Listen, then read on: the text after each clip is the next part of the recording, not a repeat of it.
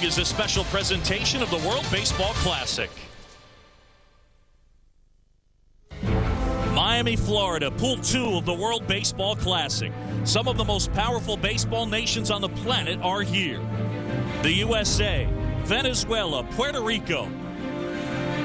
And they are joined by a Cinderella story, the Kingdom of the Netherlands. The Dutch advanced to Miami with not one but two stunning upsets over the mighty Dominicans in San Juan. Can their fairy tale run continue all the way to LA? The first challenge is today against potent Venezuela, who powered their way through the Toronto region. It's Pool 2, and it begins now.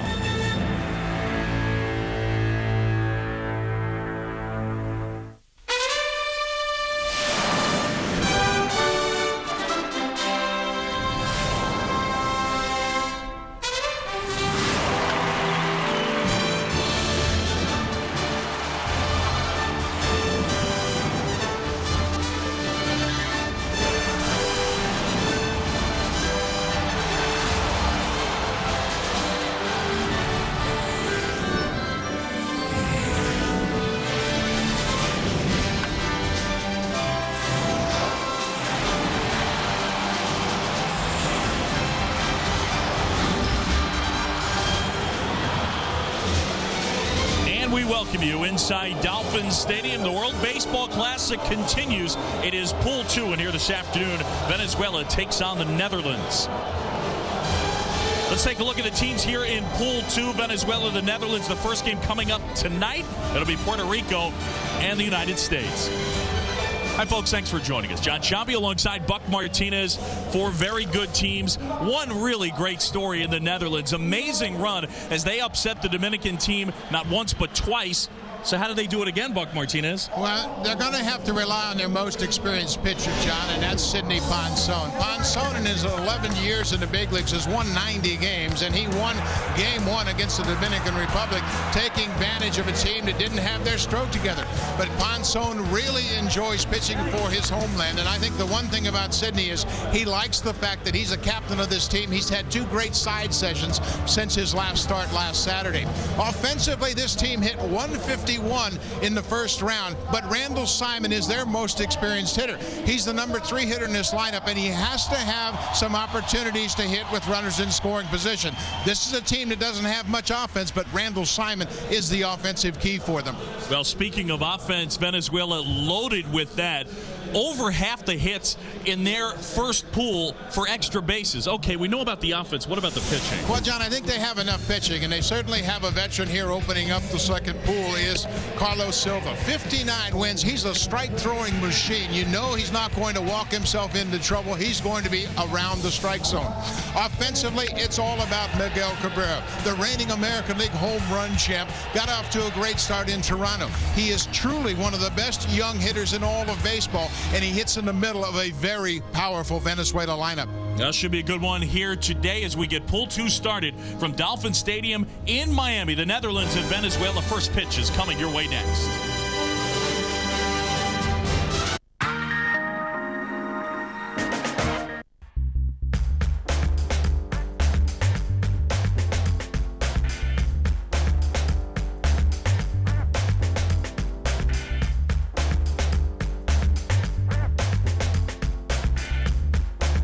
Here's the lineup put together by Rod Delmonico. They struggled offensively in first-round action. But up top, they got a guy, a former Oriole farmhand in Gene Kingsale, does a nice job. Of course, Randall Simon in that 3 spot. Yeah, Gene Kingsale has 7 years of Major League experience, and during the first round, he had 313 and got the biggest hit of the tournament for the Netherlands so far when he hit the single to right field after a miscue in the outfield defensively. So he is the key to get on base. We've talked about the importance of having base runners on for Randall Simon. He's got to get on board. Yeah, they're going to need a little more offense here in Pool 2 if they're going to advance. Here's the defense for Luis Sojo's group. In the outfield, Abreu, Chavez, and Ordonez. And Bobby Abreu is going to have to get used to left field. He's going to be the new left fielder for the Los Angeles Angels. He's only made 12 starts in his illustrious Major League career in left field and none in the big league since 1997. Gold Glovers abound on this team. Cesar Asturias has won a Gold Glove with the Dodgers. He's at shortstop. Jose Lopez had a great tournament in Toronto. Mora and Cabrera on the corners and behind the plate. Former Oriole, now a Cincinnati Red, Ramon Hernandez. Well, Venezuela got off to a good start in Toronto, beat Italy, but then lost to the United States, and then went on to sweep the next two and the champions of Pool A. But a little bit of criticism for Luis Sojo for using the pitchers he used in Game 1. Yeah, but I don't agree with the people that are critics of Sojo, because it was important for them to beat Italy, and you just didn't know. When you come out, Silva threw 4 shutout innings, and then he followed Silva up with Felix Hernandez. Many people thought they should save Hernandez, but Sojo wanted to make sure he went into the game against the USA with a win in his pocket. Yeah, you can speak to it as a manager. You want to nail down every win you can. Yep, you just don't want to take any chances. And in a short tournament like this, look across the diamond at the Netherlands, you know what can happen. Rod Delmonico's club knocked off the Dominican Republic not once, but twice.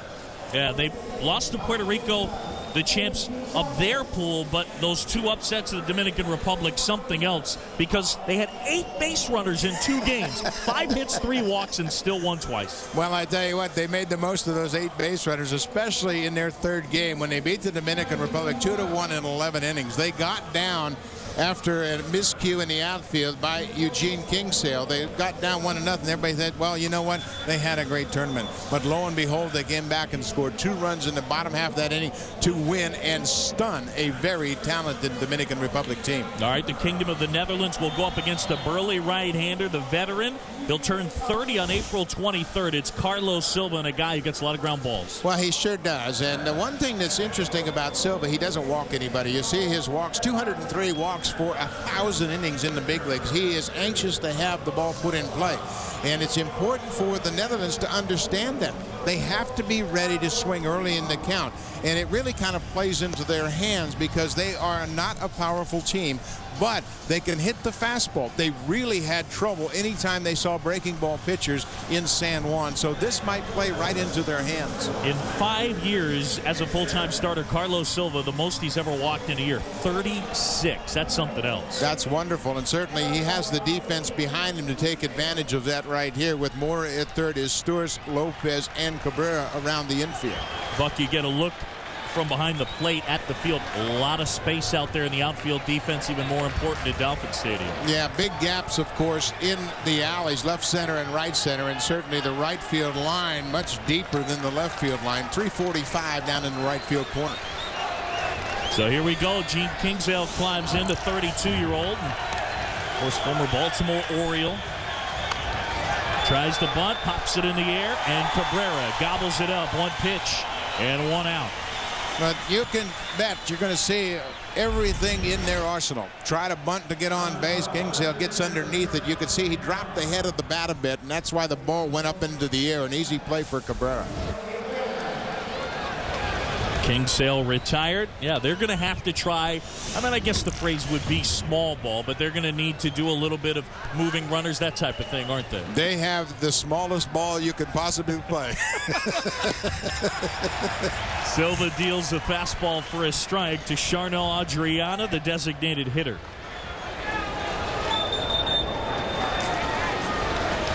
Crowd continues to fill in. Good atmosphere here at Dolphin Stadium, and it's 0-2. I'll get used to strikes. Adriana knows Silva. He has played against him in the Venezuelan Winter League, so he is very familiar with him.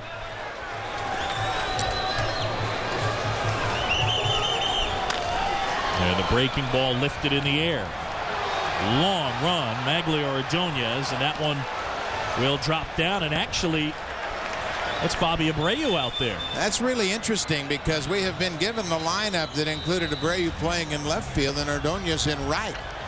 But this is a switch, and it's interesting because we had talked to Luis Sojo about it not only yesterday but today as well, and he mentioned that he was going to use Abreu, and for some reason they have made a late switch. Foul ball. It remains 0-2. One other point, Bob Abreu knows this stadium and playing right field well. Those years playing for the Phillies and coming here to play against the Marlins. Yeah, and certainly a lot more ground to cover, but twice as much as he's used to at Yankee Stadium.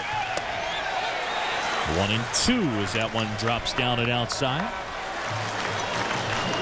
What a story for the Kingdom of the Netherlands in Puerto Rico, beating the Dominican team twice. And it is not the first time that they pulled off an amazing upset in international competition.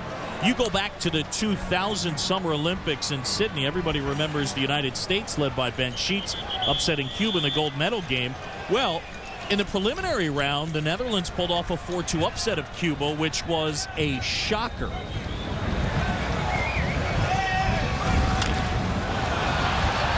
Popped up. Cabrera wanders into foul ground.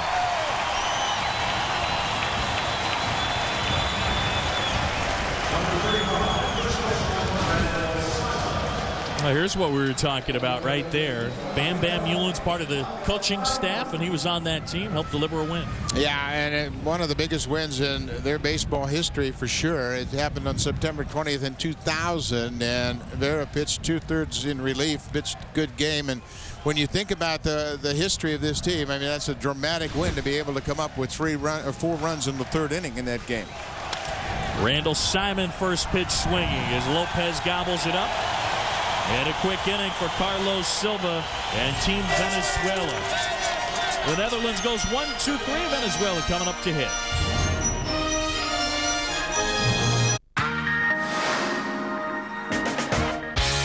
Daisuke and Ichiro led Japan to victory in 2006. Can they repeat the feat? The World Baseball Classic on ESPN America. The world is watching.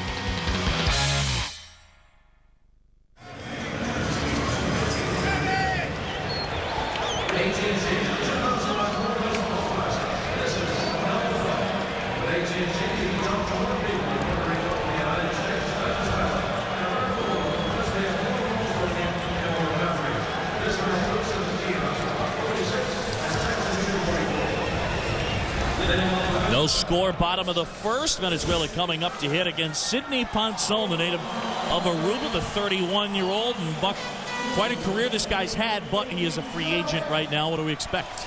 Well, he is in real good shape. He dropped about 20 pounds in the offseason, and he is anxious to pick up another job, but he's all in the strike zone just like Silva. Got a lot of late movement on his fastball, gets the breaking ball over, and he'll work to both sides of the plate. Andy Chavez, the center fielder, to lead it off. Excellent defensive player, and look at those numbers. Red hot in pool 1. Yeah, they hit 347 in Toronto, and Andy Chavez is a guy, he's an igniter. He can get on base, and when you look at this power-laden lineup, Ponson's got his hands full. There's another strike. Yeah, Venezuela, as we mentioned, 347 in round 1. 50 hits, buck 27 for extra bases.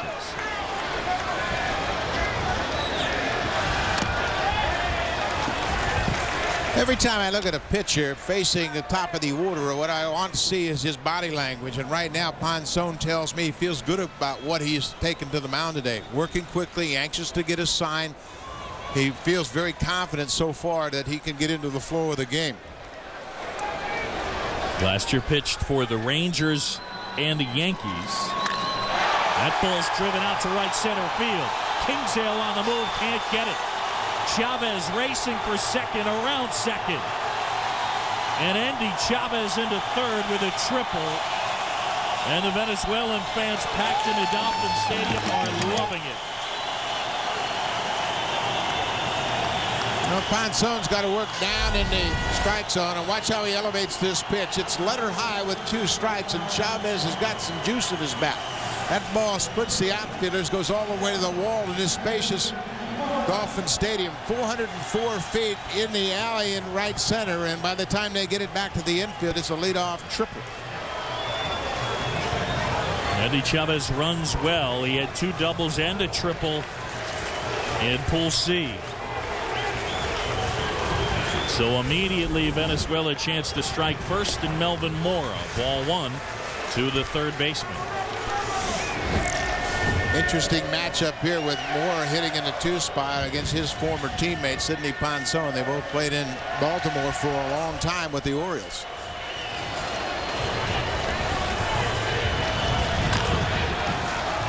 A bouncer foul, and Luis Sojo's team can put up runs by the bunch. Chavez leading off, then Mora, Bobby Abreu. And Maglio Ordonez is part of that 3-4-5. It's potent. Yeah, it sure is. He really didn't get off to a great start in Toronto, but he's always dangerous. One of the best RBI hitters in the game. He has good coverage to the entire field, and he's not afraid to go to the opposite field. Breaking ball makes it 2-1. After you give up a triple to start the game, Ponson just has to have the mindset, okay, I'm going to give up one run. I'm not going to try to do anything dramatic. I'll just concede the leadoff triple and make sure he doesn't open the gates for a big inning. Yeah, you're saying try not to be too perfect and get away from yourself, and all of a sudden it's a 3-spot. Yeah, and they don't have the offensive ability to make up 3 runs. First line. Yeah.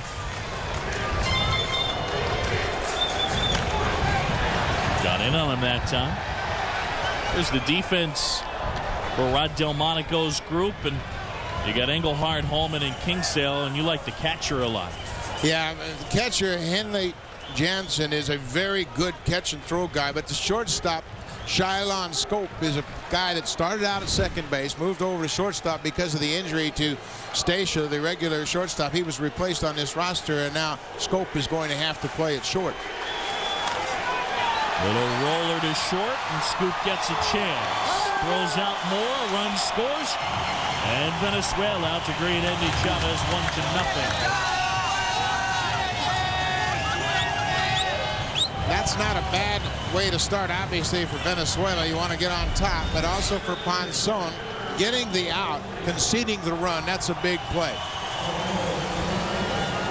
Scoop comes in with the ability to range far and wide. He's got a strong arm, and it's very difficult to overcome a leadoff triple for anybody. Venezuela, the home team here, champions of Pool C, going up against the Kingdom of the Netherlands, runners up in Pool D. Well, now Bobby Abreu getting a chance to play right field. Signed this offseason with the Angels. Abreu spent the majority of his big league career in Philadelphia, and then was traded midseason 3 years ago to the Yankees, and his contract expired and he became a free agent. He has had an amazing career. I think over the course of his time in the big leagues, with his ability to run, to hit for power, get on base, one of the more underrated guys. Boy, he is. People don't really acknowledge the balance that he brings to the game. Defensively, he's won a Gold Glove. Offensively, he walks, he drives in runs, and he scores runs. Career 300 hitter.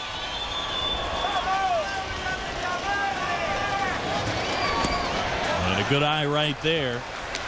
Ponson falls behind 3-1. And Abreu, the type of guy that'll make you work. And that's his MO. He's got a great eye at the plate. And as if on cue, takes the walk.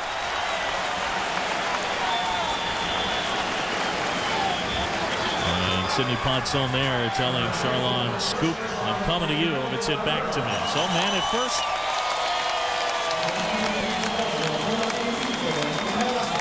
And here comes Miguel Cabrera, who played his home game, made his big league debut here at Dolphin Stadium with the Florida Marlins, and actually Team Venezuela in the Marlins locker room, and they gave Miguel Cabrera his old locker.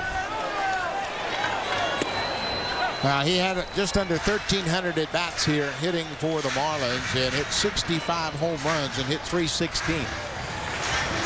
Part of that World Series team in '03, came up as a very young player, tried to play some third base, played a little bit of left field, bounced all around and hit. He was signed as a 16-year-old shortstop, eventually moved to third.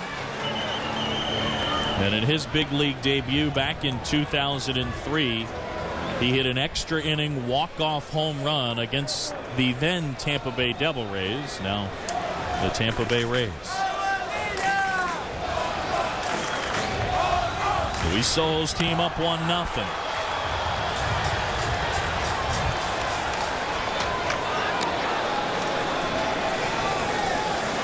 Now with Ponson on the mound, we had talked about how good he is at throwing strikes, but right now he needs to be ahead against this veteran lineup. You can't fall behind and give them the opportunity to get a read on your velocity and movement. Blyleven has preached to this team all throughout the tournament. Throw strikes, challenge them early. And again here in Pool 2, the pitch count limit is 85, up from 70.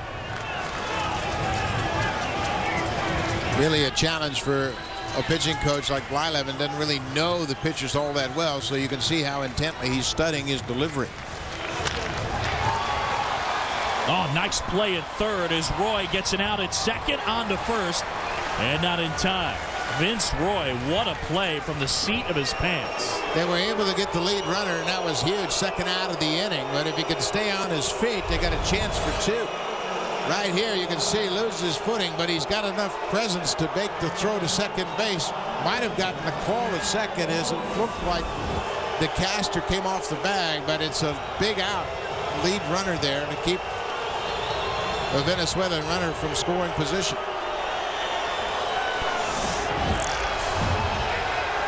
And now Maglio Ordonez. Ordonez, like a number of members of the Venezuelan team, makes his offseason home here in South Florida. Lives in Fort Lauderdale.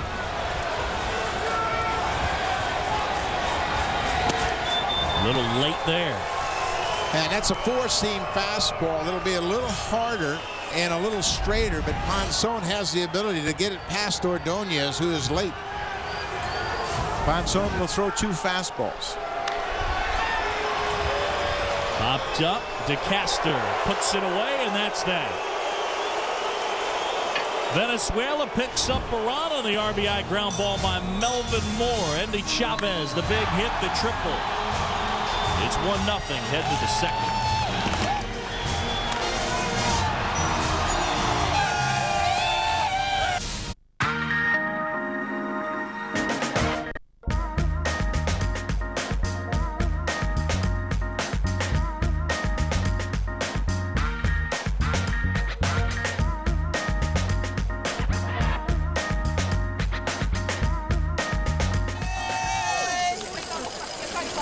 Good crowd here at Dolphin Stadium. We go to the second. Venezuela leading 1-0. John Chambi and Buck Martinez with you. Carlos Silva back to work.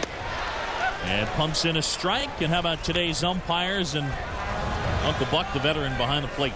Eddie Rapuano, 18.5 years of service. And you look around, Tomoyoshi has 31 years of service at first base.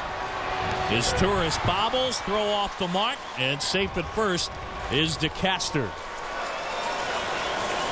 Unusual error for the shortstop, former Gold Glover, Cesar Izturis. Yeah, it looked like he got a little off balance with his feet. You can see he bobbles it, never really got his feet underneath him. You can see he's off balance. The throw tails on him. Cabrera trying to catch it and tag the runner all at the same time. Took his eye off the ball, but it was off the mark and error on the shortstop. Now, one thing to keep in mind, this playing surface, of all the natural grass playing surfaces in the majors, one of the fastest, just because the grass has to be cut so low, it's difficult for it to grow in the heat and humidity here in South Florida. Some of the guys call it natural astroturf.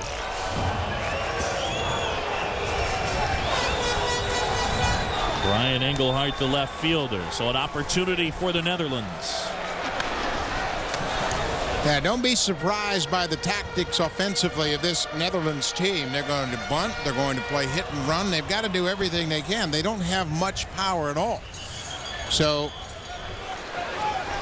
Rod Delmonico has really emphasized situational hitting, moving the runner along. You can see him holding the hands up as if to mimic the bunt grip.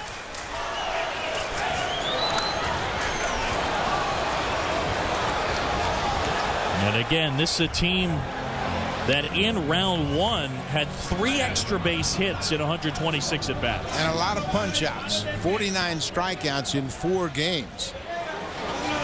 And they just didn't have much offense. But I tell you, they're gaining confidence. They've had a couple of days of pretty good batting practice. And I know it's not like hitting in the game, but the one thing that plays into their hands against Silva is he relies so much on the sinker ball. They don't have to worry about a combination of off-speed breaking balls, a lot of changeups. You can pound that strike zone with sinker balls. That's why I wouldn't be surprised if Delmonico tries a hit and run. Hensley Mullins, the hitting coach for this ball club, has really tried to encourage his players that they can hit. In the air, left center field. Ordonez out there. Chavez racing. Can't get it. DeCaster to third. They're going to send him. Throw to the plate. Tag. Got him. Great work by Team Venezuela to gun down Yurendel DeCaster at the dish. That's Cesar Asturias, who committed the air to open up the inning, makes a strong throw to Ramon Hernandez at the plate. This ball carries a mile, and Endy Chavez has it slicing away from him, the center fielder. You can see how deep it is in the gap in left center. It's over his head, but he does a good job of gloving it on one hop, and watch how he braces himself against the fence and hits the cutoff man perfectly. Right on the money. Tremendous turn and throw by Asturias right to Hernandez, who puts the tag on the runner high on his chest.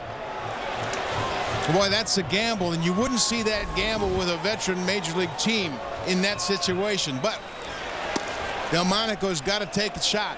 You just don't know how many hits you can bunch together against a big league pitcher.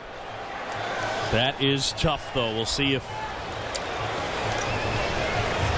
that ends up costing them big time as the innings wear on. Vince Roy, who's turned in a fine defensive play, a base hit up the middle. Here comes Engelhardt to the plate. He'll score, and we're tied at 1. Well, if you haven't seen the Netherlands team, don't be surprised by anything they do now. Vince Roy getting his first start at third base. Rod Delmonico just had a feeling about Roy and the way he's swinging the bat. He comes up with a huge base hit, a breaking ball that stayed out over the plate past Asturias. And Engelhardt comes in to score. Just when you think they would be down about getting a runner thrown out at the plate, they come right back and score to tie it up. A resilient bunch, to be sure, as Gene Hallman takes a strike. Hallman, the starter in center field.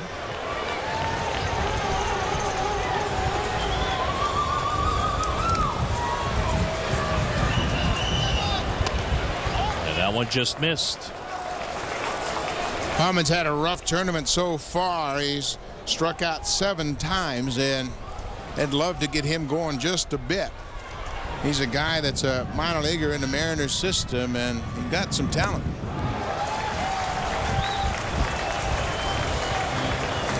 You look back to the runner getting thrown out at the plate. That base hit would have come with second and third and nobody out, and they would score 2. But a tremendous relay by Cesar Asturias to Hernandez, who puts the tag on DeCaster at the plate. Good technique as he slides into the base path, Hernandez does, and puts the tag on DeCaster. Had the hand inside the glove to protect the baseball as Hallman is down on strikes, and there's 2 away. One thing you can't do in the dugout of a ball club is think back, what if? What if we kept the runner at third base, but they've tied it up?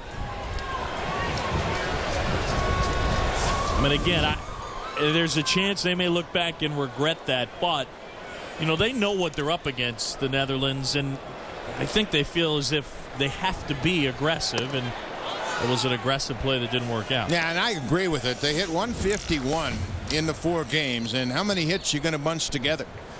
Yeah, scored 6 runs in 4 games. There's Kelly Janssen. And Kenley Janssen, the catcher, you love his throwing arm. We watched them take infield. Well, he reminds me of the great catcher Paul Casanova that played for the Washington Senators. Tall, long arms, a lot of carry on the ball. But he's been challenged offensively, but he's got a pretty good swing from this side of the plate. This is his natural side as a left-handed hitter. Yesterday in BP, he was putting some balls into the seats, and he's so intriguing as a catcher. Big guy, 6'3", 6'4", got good hands behind the plate and a great arm.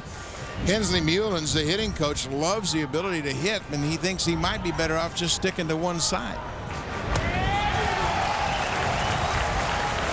Bam Bam Mullins, who played for the New York Yankees, is probably the most noted power hitter from the Netherlands. Comes out of Curaçao, and he was a guy that had some success in the big leagues. Now he's involved with the San Francisco Giants and does a good job with this young group of hitters. He's kind of a hero for a lot of these guys. Randall Simon talked about Bam Bam opening up the door. Runner on the go, Chapper in front of the plate. And Hernandez throws out Janssen. That's the inning. But the Netherlands gets on the board, picks up a run, and we're tied up. Venezuela!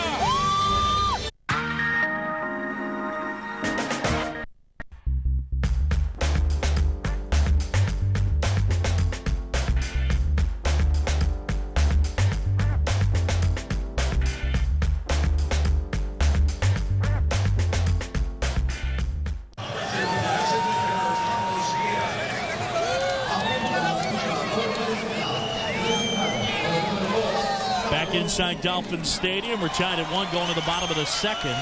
Dolphin Stadium, really a pitcher's ballpark. It's fair down that left field line, but in the gaps and to right, very difficult. Left center with that tall wall, the teal tower as they used to call it. Right center, 361, but also deeper out 385, and then down that right field line. This is a tough hitter's park.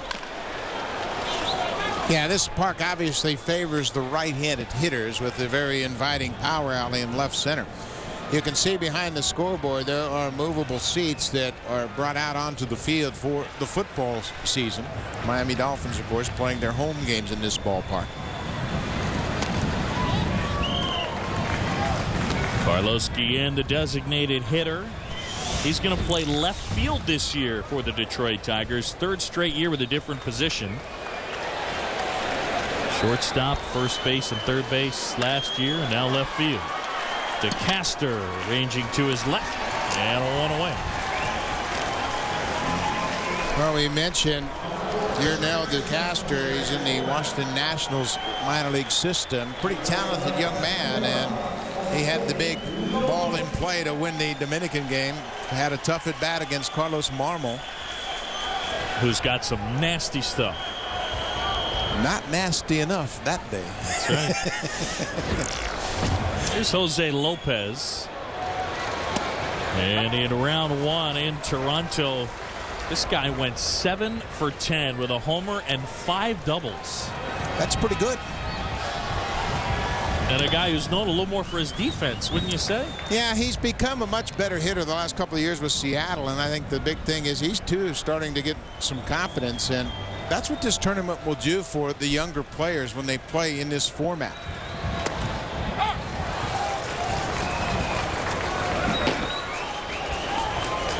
And already some activity as Rob Quarterman's warming up. The one thing that Rob Delmonico can't do as a manager is sit back in a situation like this and just hope that Ponson gets into the flow of things. You don't have the luxury with the pitch count in play, but that pitch count is up to 80 pitches.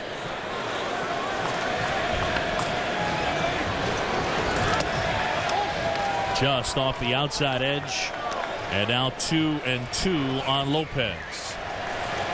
It's 85 to be exact. Bert Blyleman, the pitching coach, is well aware of that, and that's why he's concerned with Ponson throwing so many balls out of the strike zone. Yeah, it's up to 100 pitches in the semis and the finals. You can see Ponson talking to himself, encouraging him to be more aggressive toward the plate. Lifted in the air, Simon and DeCaster. Wind knocking that down, and Simon makes the play. It is a windy day here at Dolphin Stadium. One of the things about this park that's tough, out there in center field on the second level, those flags, but most players will tell you those flags really don't tell you what the wind is doing inside the ballpark. Yeah, it can be deceiving because it is a totally enclosed stadium. The wind will come inside and the upper deck will knock the ball around, so you really have to be aware on defense to help one another out. Now Ramon Hernandez. And he takes ball 1. These two guys familiar with one another. Hernandez obviously has seen Ponson. He came up with the Oakland A's and really handled a very powerful pitching staff that included Mark Mulder, Barry Zito, and Tim Hudson, and was one of the best young catchers in the game when he started out in Oakland. Still a very good catcher behind the plate. Had an off year last year with the Baltimore Orioles, but he is well aware of what Ponson will feature.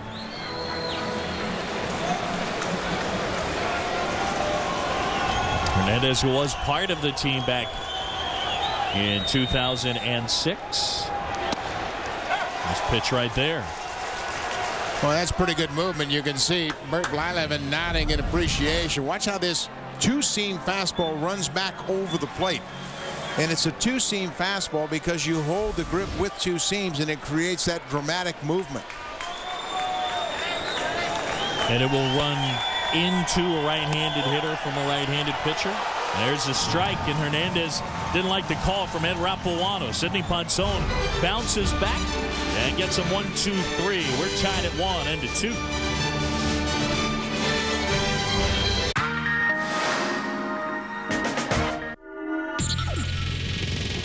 Pardon the interruption, but I'm Mike Wilbon. And I'm Tony Kornheiser. We are the crass American hosts of PTI, and we demand that you watch us on ESPN America. Every day we bicker about the major American sports issues of the day. Are we getting any extra pay for this? No. So why exactly are we doing it? To bring the world a little closer together. I prefer cash, thank you.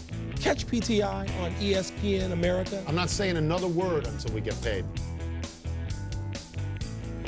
PTI.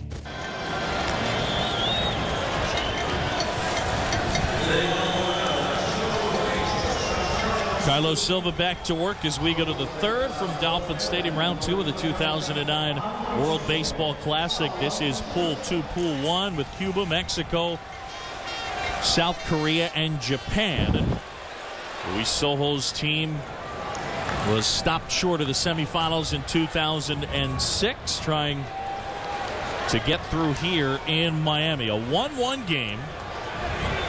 And Charlon Scoop up here.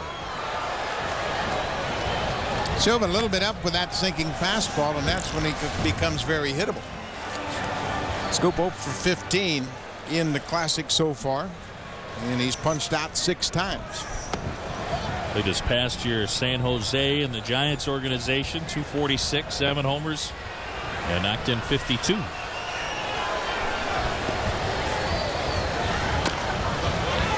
Ouch. Happens a lot with Silva on the mound. That two-seam fastball with the dramatic movement down and in. The hitter sees it out over the plate, offers at it, and catches just the top half of the ball and hits it right into his feet. Sojo knows all about that. He was a very good hitter. Won several batting titles in the Venezuelan Winter League, and there's a guy that knows how to win. He's got 5 World Series rings. You played there for a couple of years, did you not? Yeah, I sure did. I played in 2 different teams there. I played for Zulia and for La Guaira in the Venezuelan Winter League. Very competitive, very, very good fans. They love their team, and Sojo played and managed for Lara in Barquisimeto. A lot of passion there. A lot of passion, and I played in a playoff game when I played for La Guaira against Lara. Sojo came up in the Blue Jays system, and they have a distinct association with the Lara Cardinals. He's been under the gun a lot, as you mentioned at the top of the show, about how he's utilized his pitching staff, but I think he's got a better feel for his starters and not as much confidence for the bullpen. Back to the mound. And Silva throws out Scoop.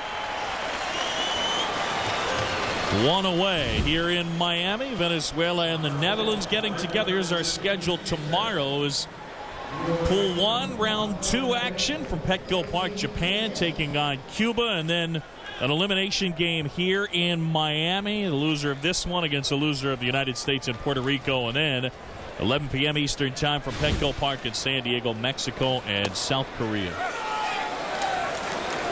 Yeah, it's a quick turnaround for the team that loses game 1 of the Pool 2 play, because you've got to come back tomorrow night.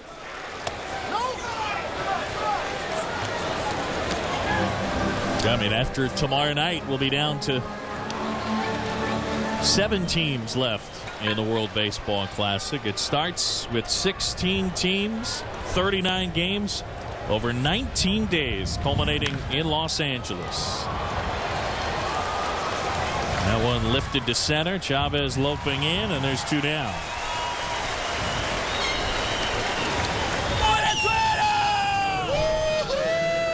Now the fans pouring in once the gates were open, and a distinctly pro-Venezuelan crowd. And a good crowd. They have turned out. Great day of baseball here at Dolphin Stadium.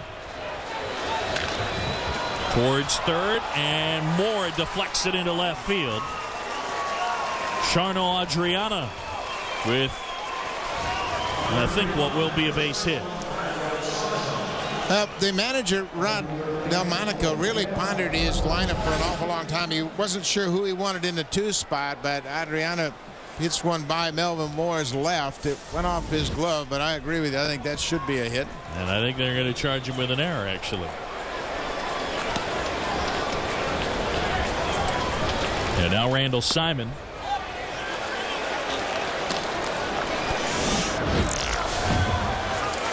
Simon 0 for 1.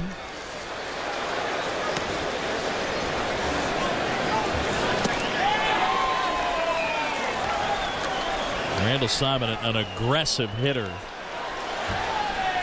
Rod Delmonico, former head coach at University of Tennessee, and you know, when you're presiding over the young kids, you have some rules. What they have last night? Curfew? Curfew, 11 o'clock curfew. Lopez throws out Simon. And Carlos Silva pitches around the air. We're tied at 1.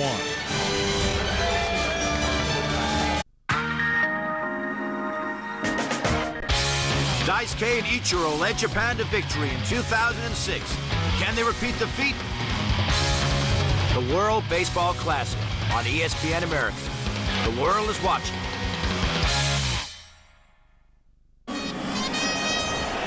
We go to the bottom of the third from Dolphins Stadium. John Chambi, Buck Martinez. We are tied at 1. Venezuela and the Netherlands. And keep up with all the latest World Baseball Classic news and stats. Visit the official online shop of the World Baseball Classic, worldbaseballclassic.com. All the stuff is there. Stats, news. Cesar is Torres. Takes strike 1. Torres with a fine defensive play. He's back in the second. He gunned down Yurendel DeCaster at the plate, trying to score on a double from Brian Engelhardt.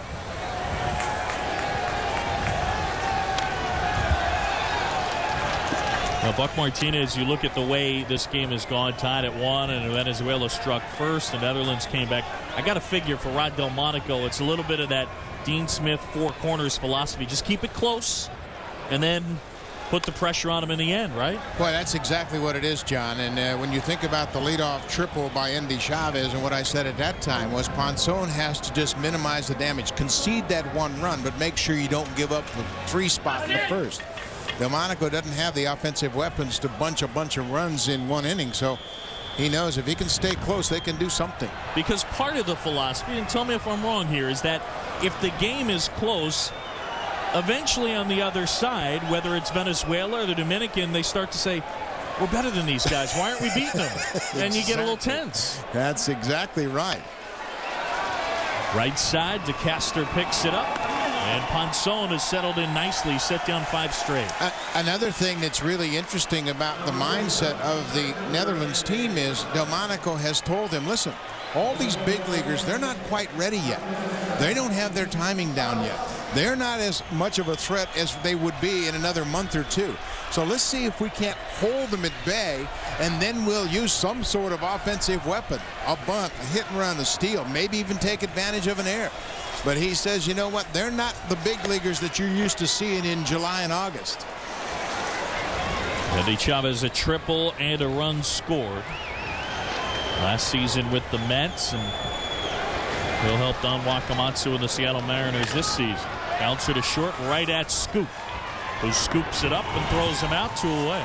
Well, you mentioned Delmonico's collegiate background, 18 seasons at the University of Tennessee, and with that kind of mindset, he emphasized fundamentals. They took a lot of drills. They took a lot of ground balls. His final practice in Bradenton, they were on the field for 5.5 hours running through situations. He said, I knew I was at the breaking point when I got the 5 hours, but what he would do, runners at second and third, nobody out, infield in, get them out. He put hitters at the plate to hit in those situations, and he put his pitchers on the mound to pitch out of those situations. And in the pivotal game against the Dominican game, the second game, he's standing in a dugout, scoreless in the 9th inning, thinking, man, all of that paid off. Our guys aren't panicking now. They had a runner at third base with 1 out. Pitcher said, hey, I've done this before for 5.5 hours. Ouch. 2-0 finds the mark.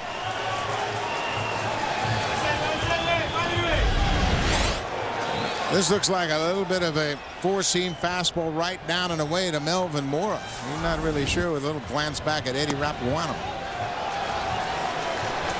Now 3-1. Ponzone at 51 pitches. Again, in round 2, the pitch limit at 85, up from 70 in round 1. Bert Blyleven monitoring Ponzone's pitch count. And again, some tweaks in the rules for the 2009 World Baseball Classic in terms of pitch counts. And the other thing, too, is that extra inning rule that is in effect. Yeah, the extra inning rule beginning in the 13th. Runners will be placed in a tie game at first and second, and then you'll start the inning. But the improvement in the pitching count, 15 pitches added to each round. It started out first round in 2006 at 60 pitches. That was up to 75, and this round it's up to 85. Almost got there in that Netherlands upset of the Dominican Republic. That's going to be interesting to see if we get to the 13th. One of these games. Payoff pitch. How about that? Breaking ball. Looked like the curve. Foul ground. Simon. And Sidney Ponzone has settled in nicely. He has set down 7 in a row. 3 in the books in Miami. A 1-1 game.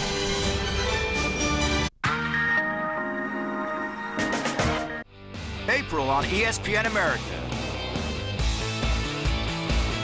College basketball crowns its victor with the national championship game live.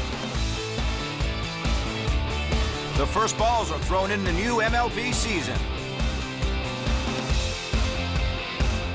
And the road to the Stanley Cup begins with live coverage of the playoffs.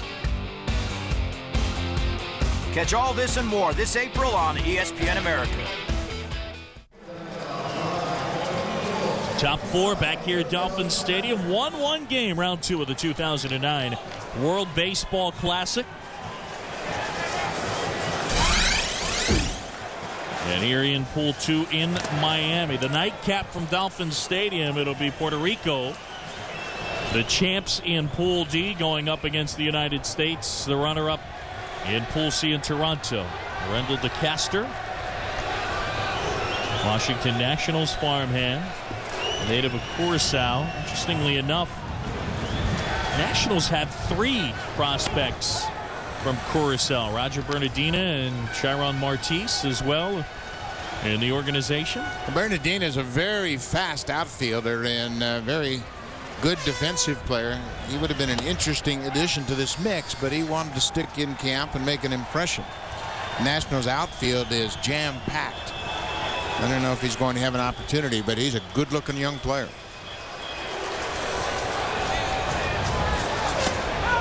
A swing and a miss. DeCaster down on strikes. And there's 1 away. And obviously, the Netherlands without Andrew Jones and Jair Jurgens also. Well, there's a good example of that late-moving sinker ball. And DeCaster goes down. You can see trying to hit flat-footed to make sure he stays back, but that ball had explosive movement at the end. Engelhardt rips one through the right side. Brian Engelhardt 2 for 2. Yeah, Delmonico waited until this morning to settle on his lineup, but he knew he had a good feeling about Engelhardt, and it paid off.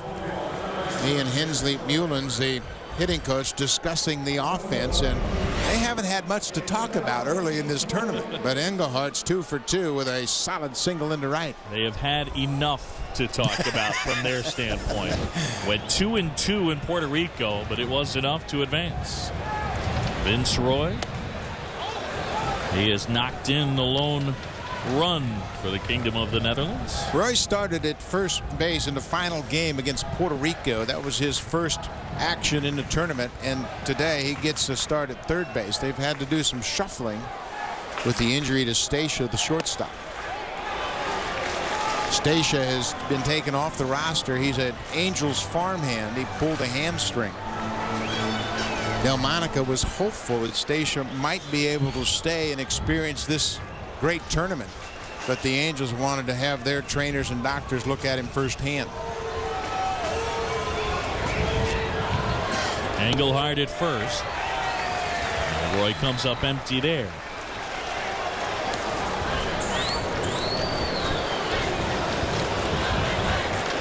Carlos Silva, the right-hander on the hill for Venezuela. Prior to 2008, signed a 4-year, $44 million deal with the Mariners.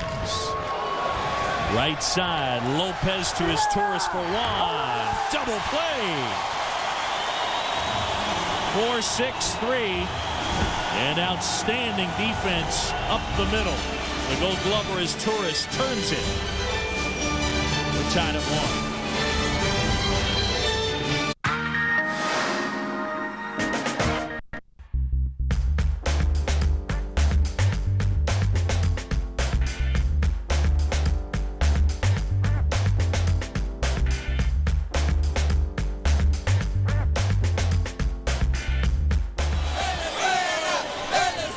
Last of the fourth, Venezuela and the Netherlands tied at 1. John Chumby, Buck Martinez here in Miami. And the powerful Venezuelan offense been held to a run on a hit. And one of the top offenses left of the 8 teams, but Sidney Ponson has really shut him down so far. And there's some guys in this lineup that have hit him well throughout his career. Abreu's hit him well. Ordonez has hit 500 against him. He's 17 for 34, but Ponzon's done a good job of mixing up his pitches. It'll be Abreu, Cabrera, and Ordonez to hit here in the 4th. I mean, this is a lineup that's got a little bit of everything. Some speed, lots of power. Yeah, you could take this lineup into the show and play every day. There's no question about that. They've got good mix of righty and lefty power, good speed. Look at that off-speed pitch. That ball sailed away from Abreu and just disappeared. Watch the movement down and away, and that is dramatic movement. And the great Bobby Abreu, who's always so good at putting the ball in play, had no chance.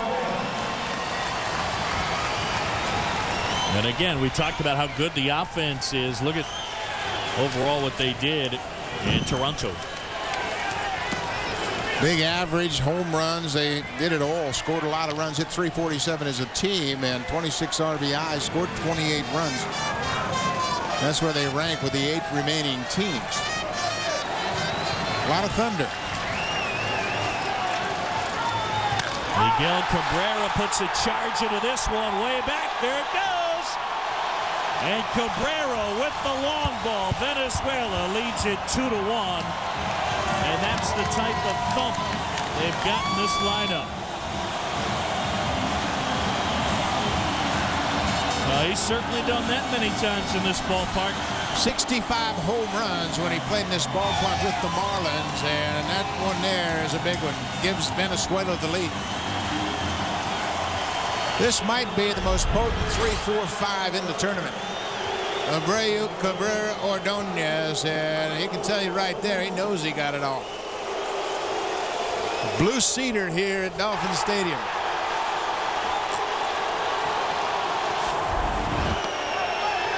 Magler Ordonez comes up empty.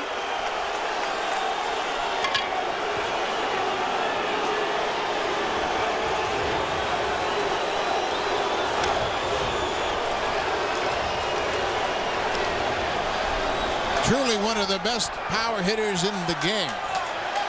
His first 5 full big league seasons, Cabrera averaged 110 RBIs. Yeah, Miguel Cabrera doesn't turn 26 until April 18th, and he's already got 175 big league homers.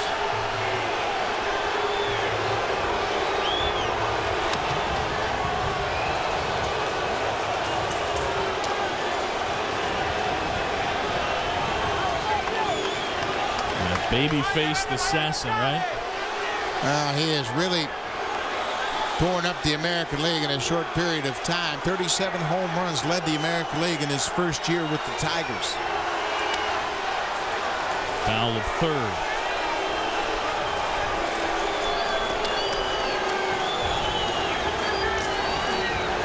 Bright sunny day here at Dolphin Stadium, and there are the career numbers for that young man. The impressive thing is the average with the power. He's a good hitter that knocks it out of the ballpark. And you have to think, John, in his second year in the American League, he'll only get better. Yep. And again, no surprise, a guy that got a signing bonus of about $1.5 million as a 16-year-old. He was ticketed for greatness from the start. As Ponson bounces back and gets the strikeout.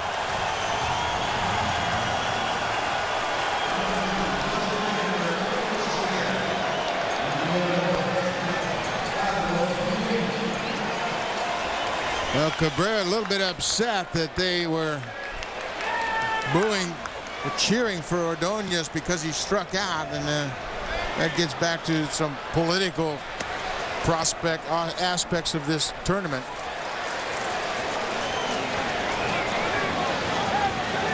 Now they've gotten on Luis Sojo.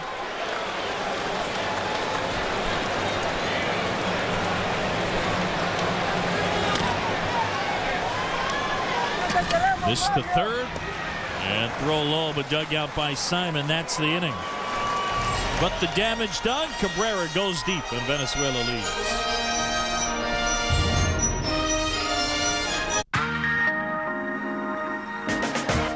We go to the fifth here at Dolphin Stadium, and Venezuela leading 2-1. Bright sunny day here in Miami, and a good crowd. 7-8-9 for Rod Delmonico's team. And the Kingdom of the Netherlands has Gene Holman to start it off. Silva pumps in a strike. Carlos Silva's given up a run on 4 hits. Holman a strikeout victim his first time. John Shelby, Buck Martinez with you. Good slider there, and quickly 0-2. Yeah, Silva's in very good form again, pounding that strike zone, and he's incorporated the slider here in the middle innings of this ball game. There's another swing and a miss and a strikeout. Well, we were talking about this as we went to the break. The fans happy that Magglio Ordonez had struck out. After this strikeout by Ponson, Ordonez was cheered as he walked back. You can see the fans adamant. They are hollering at Ordonez. He is a supporter of Hugo Chavez, and Cabrera says, "What's the deal, man? Come on, this is a baseball game. Let's keep politics out of it." But many Venezuelans living outside of the country are not very fond of Hugo Chavez, but Ordonez is known to support him, and they have brought politics into the baseball field. And Miguel Cabrera saying, "Hey, support your guys." A swing and a miss from Kenley Jansen.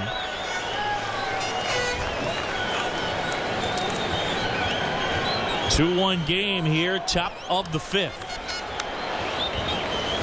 Buck, one of the things that's tough against a guy like Carlos Silva, who is a sinker baller and a strike thrower, you know he's going to be around the plate and you want to swing. But with that sinker, you could end up finding yourself with a lot of 1, 2, 3, 7 pitch innings. You know what I mean? And that's why he pitches so late into the game all the time, keeps himself in a position to win. But when you're facing a sinker baller, what you have to do is try to make sure that ball starts out about belt high, because if it's knee high at the start, it's going to be low. You talked about the 2 fastballs, Buck. The sinker is the one that he'll grip as a two-seamer, correct? Right. Top of the ball, fingers in line with the seams, and you'll create an awful lot of downward, sideward movement. A four-seam fastball is gripped across the widest part of the baseball, and in fact you contact four seams. A little more velocity and much straighter ball flight. Inside just missed. Pitch number 58 there for Carlos Silva. Again, in round 2, pitch limit goes up by 15 from 70 to 85.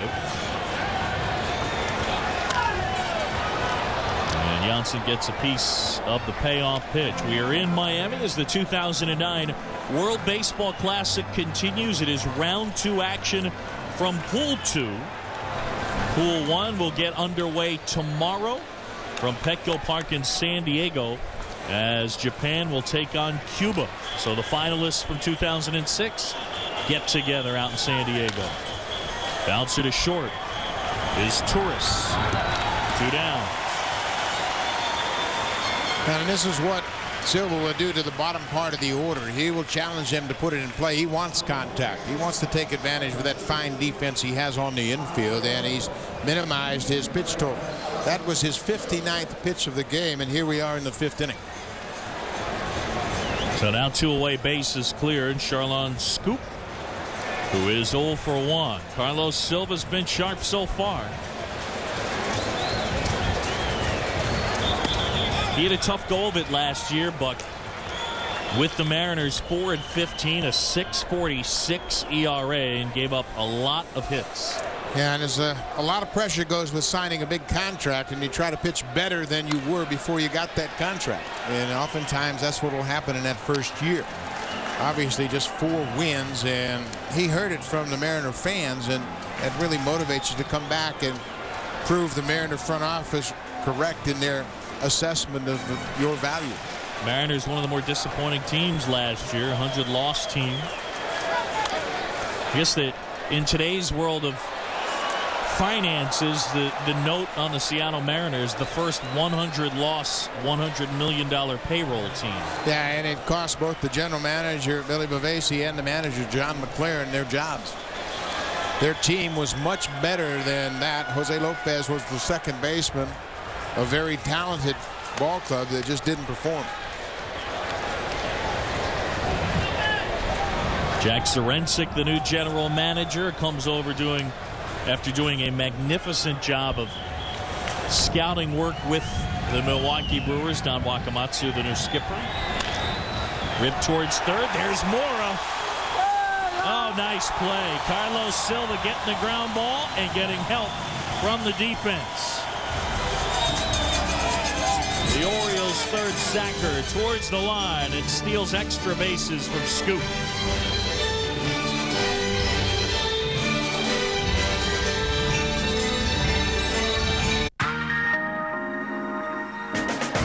Venezuela leads it 2-1 as we go to the bottom of the 5th. Coming up tonight, game 2 here in Pool 2 from Dolphin Stadium as Team USA takes on Puerto Rico. 8 o'clock Eastern time. Check local listings for the time in your area.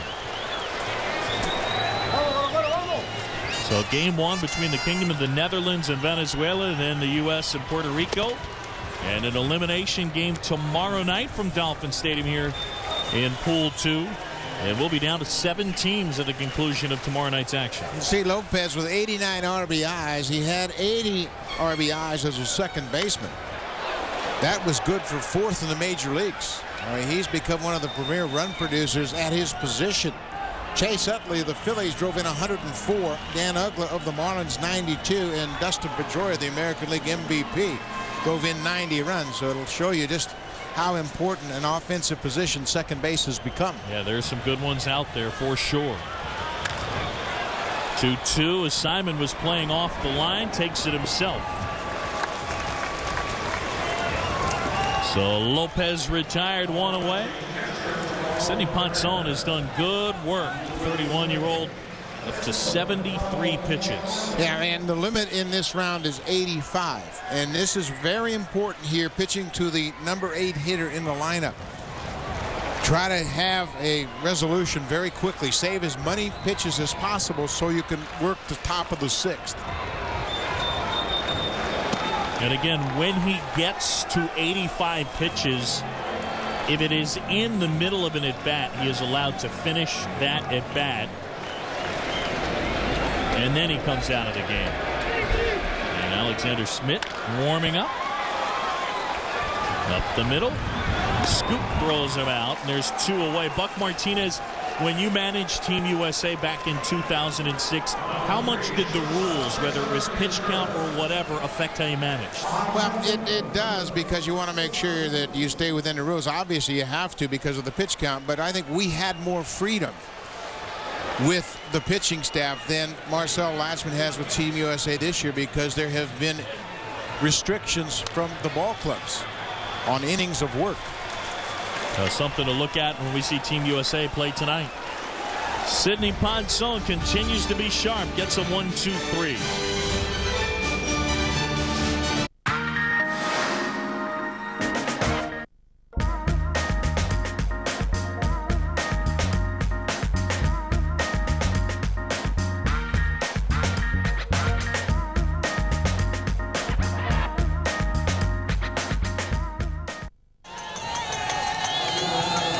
The 6 from Dolphin Stadium. Miguel Cabrera's solo homer. Venezuela's been out hit, but leads it 2-1.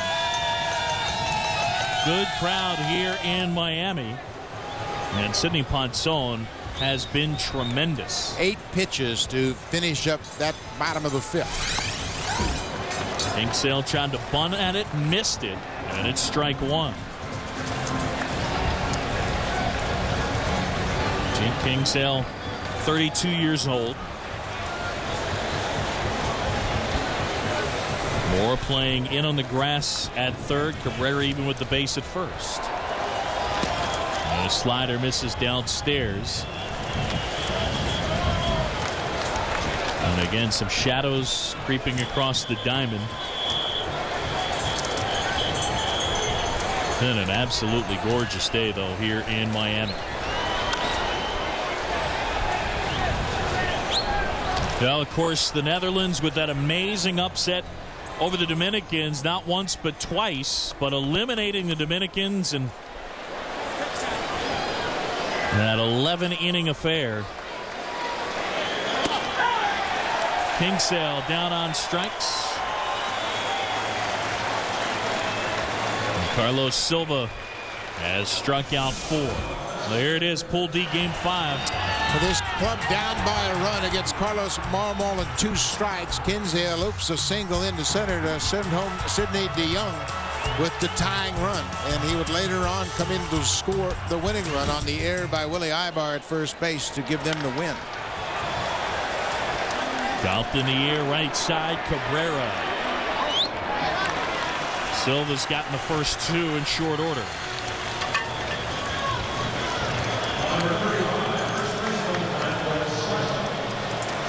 So Chardon Adriano for 3 now. Carlos Silva starts this one. Luis Sojo saying that it will be Felix Hernandez to start Venezuela's 2nd game, and then Armando Galarraga to start Venezuela's 3rd game. Galarraga was tremendous in Toronto in round 1. Yeah, the young Detroit Tigers starter really had a good sinker ball working, and he shut down a very potent USA team effectively at the Rogers Center. Simon bounces it to the right side. High throw, but Cabrera steps on the base. And Randall Simon gone 4-3 for the 3rd time today. Midway in the 6th, it's 2-1.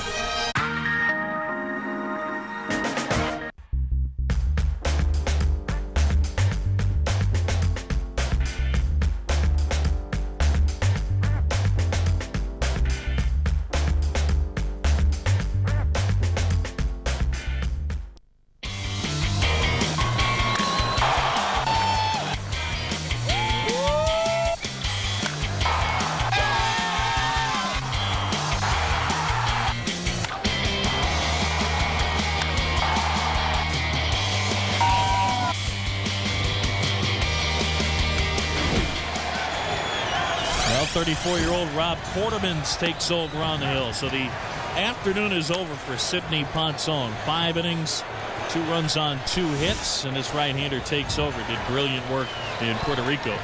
You can see Quartermans is a starter last season in the Netherlands, 15 starts and a 9-0 record. And that's why Rod Delmonico made the move here to give him a clean inning, start him at the top of the inning.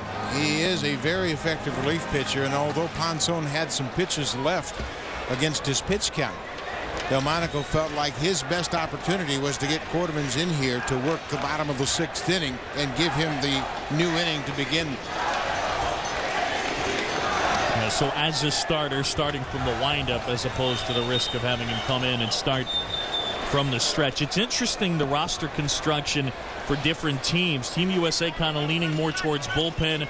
I was in Tokyo, looked at a Japan roster that of the 13 pitchers, Tatsunori Ohara going with 10 starters.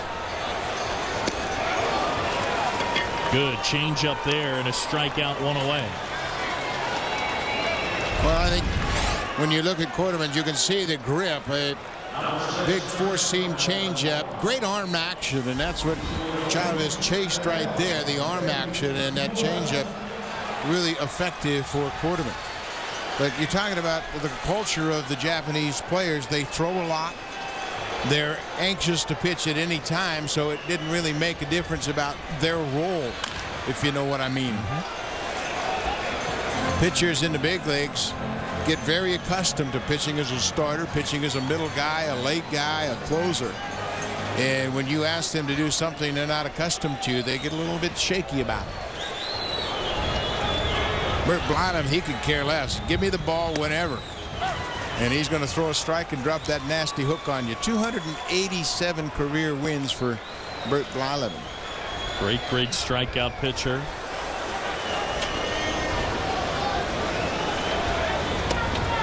I think you'd have to say of the guys that are eligible but not in the Hall of Fame, you were to come up with a short list, he'd be right there of guys I think deserving entry haven't gotten in. No question about it. I had a chance to face him, and he was always one of those guys that was going to stay out there late into the game and do whatever he could to put his team in a position to win. And 287 wins. He shouldn't be penalized for not winning those additional 13 games. Known for that wonderful curveball. One of the best in recent memory. Mora gets a piece of that. Always that great story of Ken Griffey Jr.'s first year in the league and Bert Blyden starting for the other side. And Griffey about to go out to the on-deck circle, looks down the dugout and said, "What's this guy got?" Bouncer to short. Scoop. Moore is gone, 2 away. Now, Junior was 19. he remembered the high school pitchers he faced, not Bert Blyden. Right.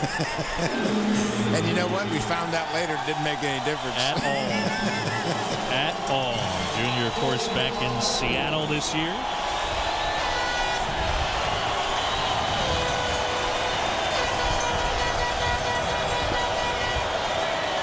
Good crowd here at Dolphins Stadium. Game 1 here in Pool 2, Round 2 of the 2009 World Baseball Classic. And Bobby Abreu takes outside, a walk and a strikeout. A decidedly pro-Venezuela crowd here in Miami. There's that changeup, just missed. Quartermans with tremendous command. I don't care what league you pitch in. 94 in the 3rd innings. You walk 16.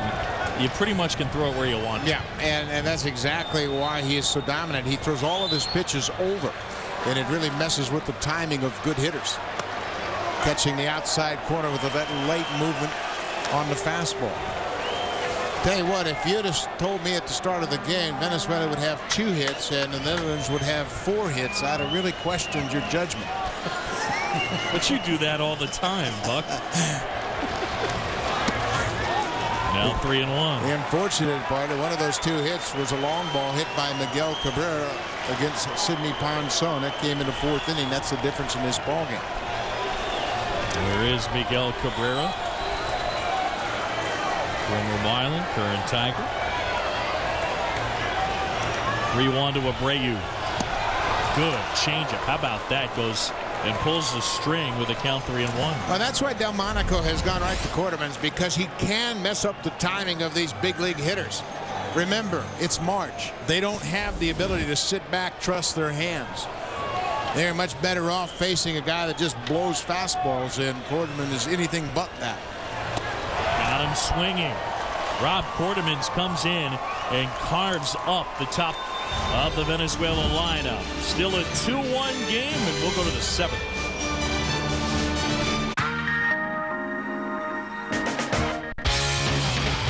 The United States is loaded with major league talent, but will it be enough? The World Baseball Classic on ESPN America. The world is watching. Top 7 from Dolphin Stadium. Venezuela leading it 2-1 despite being out. He had 4-2. And this copyrighted telecast presented by the authority of the World Baseball Classic Incorporated may not be reproduced or retransmitted in any form, and the accounts and descriptions of this game may not be disseminated without express written consent. Melvin Mora takes care of that one, and Yurindel de Castro retired. It's a one-run game, and going back to the second inning, the Netherlands was down by a run as Engelhardt hits a double to the gap in left center. Yurindel de Castro had reached on an air by Asturias, and here Asturias guns him down with the opportunity to tie the game at 1-1. And then right behind that plate, Vince Roy comes up with an RBI base hit. That would indeed tie the game at 1-1. But it was a double by Engelhardt that was erased at home on a great throw by Cesar Asturias, the Venezuelan shortstop. But again, I think one you look at, and I can see the point of the people that say, hey, take second and third with nobody out and go at it like that. But this is a team that did not come up with a lot of offense. Hit 151, scored 6 runs in 4 games in Puerto Rico. And it's not as if they get a ton of opportunities, and the power is real little. That was only the 4th extra base hit of the tournament. In the air for Ordonez, shading his eyes. Oh, the wind's a problem out there. 2 away. Our in-game box score for the Kingdom of the Netherlands. Kingsale with the collar. Engelhardt's got 2 of the 4 hits today. Only 6 hits combined between the 2 teams. Yeah, once again, testimony that the pitchers will always shut down hitters. You make quality pitches, you change speeds and throw strikes. You can shut down the most powerful lineups.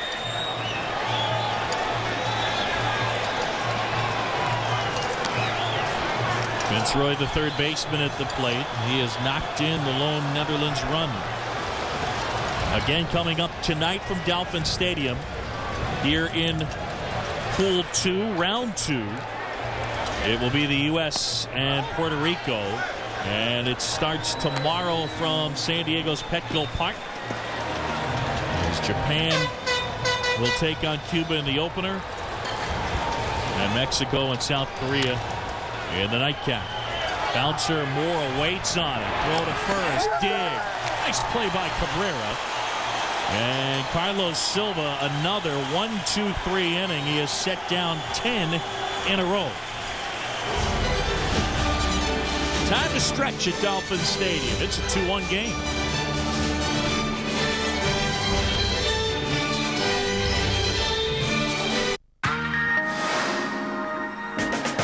Every Saturday, ESPN America brings you the game of the week. One-time score! What a great hustle play. The Angels shock the Indians. Get a second chance to catch the game everyone's been talking about. Cano scores! ESPN America's Game of the Week. Check ESPNAmerica.com for more details. Back here, bottom of the 7th. And a good crowd from Dolphin Stadium. Rob Quarterman continues on the hill. A 2-1 game. Miguel Cabrera, the difference maker. Solo homer his last time up. Cabrera just 25 years old. And the slugger Takes a 1-0 for a strike. Miguel Cabrera, a good example of scouting. In 1,428 minor league at-bats, he had a total of 28 home runs. But they always projected him as a guy who would hit for power. And here he is as one of the best offensive players in all of baseball. Yeah, and that's what the scouts said. It's called projection. And you see a young man, you see a slender body, but a big frame, and you think, well, he's going to get strong. And you look for mechanical approach. You look for the stance. You look for the ability to pick up the ball and how he's going to track a baseball. All of those things play into becoming a great hitter. And a lot of great power hitters don't hit home runs till they get to the big leagues. And he is a great example of that. And the reason they don't hit home runs is they haven't matured physically. They're not strong enough yet. They don't know about the pitchers they're facing in the minor leagues. And the lights are terrible, quite frankly, and you can't see as well. Yeah, there's a phrase they use in the majors, man strength. For the young guys, a lot of them haven't gotten it until they get to the majors. You'll remember early on with the Marlins how concerned they were about Cabrera and his weight. Everybody was anxious. Well, you know, you got to put him on a diet. Well, he's going to get heavy. Well, you know what? He was just a kid. Now he's a man. He looks to be more fit than we've seen him in seasons past. Wow, drives this one right field. But Gene Kingsale on the track hauls it in. That is a tough part of the park to go oppo. Well, the other part of the park isn't tough at all for Miguel Cabrera here batting in the 4th inning in a tie game against Sidney Ponsones. Hits what they call a blue seater here at Dolphin Stadium. Up into the blue seats, and that's the difference in this ballgame. So Miguel Cabrera retired. And listen to the crowd now for Maglio Ordonez. We told you, strikeout victim his last time.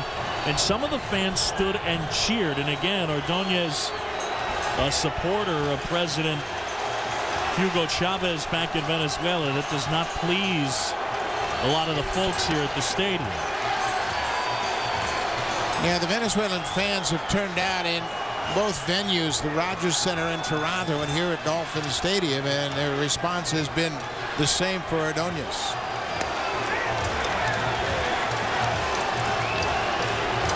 Regardless, this is a guy who is an excellent offensive player, whether with the White Sox or the Tigers. Deep at third, Roy, long throw. Simon handles it. 2 down. I'll tell you one thing about this Netherlands team. You can see that fundamentally they're pretty sound. They can catch it, they can throw it. Roy gets his first start at third base in the tournament.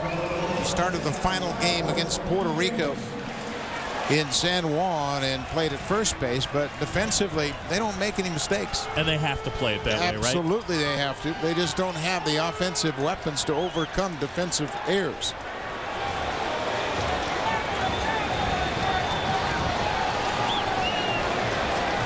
Here's Guillen with 2 outs. Buck, one of the other things from round 1 in Puerto Rico for the Netherlands, much the offense suffered, the team ERA was 250, but they walked 30 in 36 innings. And today, as a team, they've only walked 1.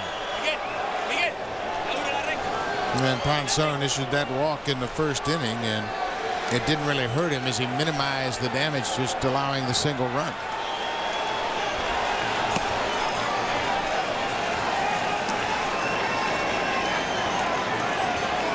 There's a lot of buzzing going on down beneath us. And the Venezuelan fans have been active, yelling and cheering for players on Venezuela, but also barking at some of the guys. And I think right now, one of the players outside the Venezuela dugout is, or at least was, engaging in some type of exchange with one of the players. Yeah, and you can see the players in the dugout looking into the seats. Remember, a lot of their families are here, and they're at the ballpark watching the tournament, and there's a lot of tension among the Venezuelan fans. Yeah, I think it was Felix Hernandez barking at a fan.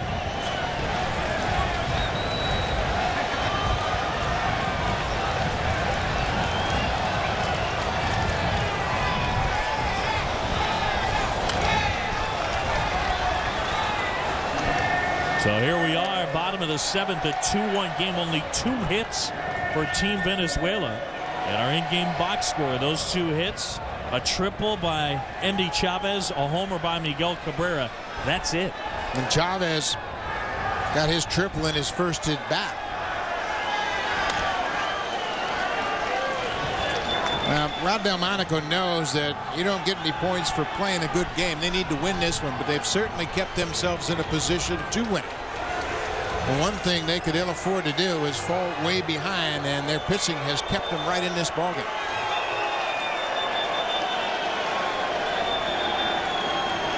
And the switch hitter. 0 for 2. Payoff pitch, right side. DeCastro from the grass. And more good work from Rob Quarterman's gotten all 6 batters he's faced.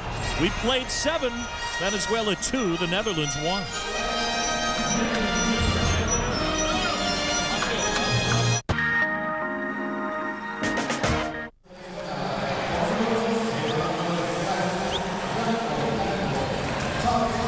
Back here at Dolphin Stadium, we go to the 8th. John Shelby, Buck Martinez, Venezuela leading it 2-1. New pitcher on the hill.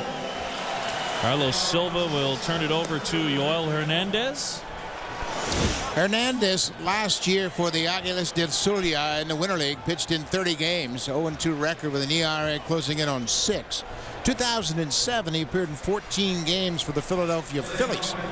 Got hit around there a bit as he gave up 20 hits in 15 1/3. Carlos Silva just outstanding. Brilliant. 7 innings, gave up a run on 4 hits. This time of year, to be able to get through 7 innings on that limited pitch count is pretty amazing. Well, and that's his MO. He throws a lot of strikes, but absolutely the ability to sit down and go back out there 7 innings is a good outing.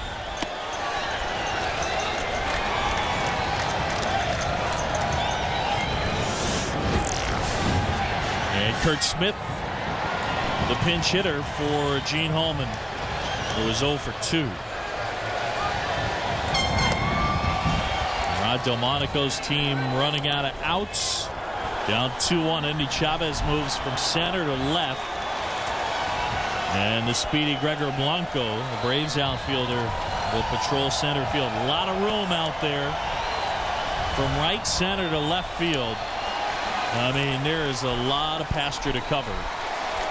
And you're talking about 3 guys who are very good defensively out there, left to right, Chavez, Blanco, and Abreu. You see, they're playing no doubles defense up against the wall. Don't want that leadoff double to get them into scoring position. Hernandez is facing the pinch hitter, Kurt Smith, out of the University of Maine, drafted by the Cardinals last year, 39th round. That's a piece of that one. To be clear, by the way, here in international play, the combination of the group from, say, Amsterdam and Curaçao playing on one team. In Little League ball, they're separate teams. There's the Netherlands and then there's Curaçao. And they're different teams. They are split apart. So a number of these players, of course, from the Caribbean. Sidney Ponson hailing from Aruba. Now here's a look at what we have for you tomorrow in the World Baseball Classic. Pool 1 opens up at Petco Park, 4 o'clock. The finalists from 06, Japan and Cuba. And here in Miami, an elimination game, the loser of this one and the loser of the nightcap, Puerto Rico and the U.S., and then the nightcap in San Diego, Mexico, and South Korea. And some good teams out in San Diego. Sidney DeJong is coming out to pinch hit. He had the leadoff double in the top of the 11th. He'll hit for the catcher, Kenley Jansen. DeJong with a big hit, obviously, to start off that inning against Carlos Marmol.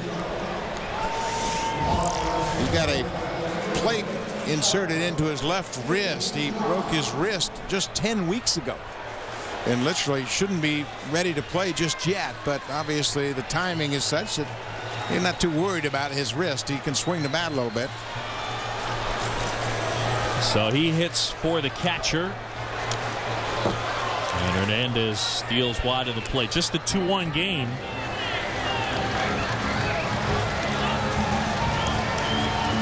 And again, surprising as the Netherlands has out-hit Venezuela 4-2 in this one, but trails it.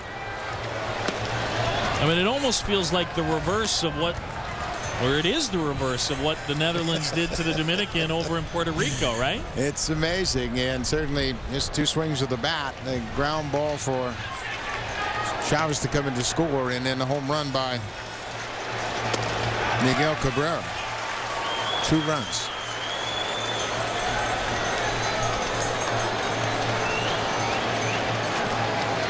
Down 2-1, and you can see Francisco Rodriguez getting up, getting ready, and there's the value of that pinch hitter. DeYoung, a base hit, and the tying run is aboard.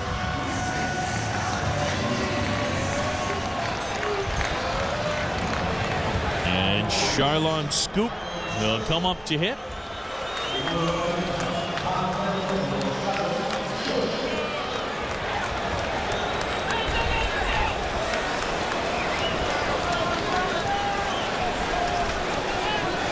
So the Netherlands trying to pull off another major upset.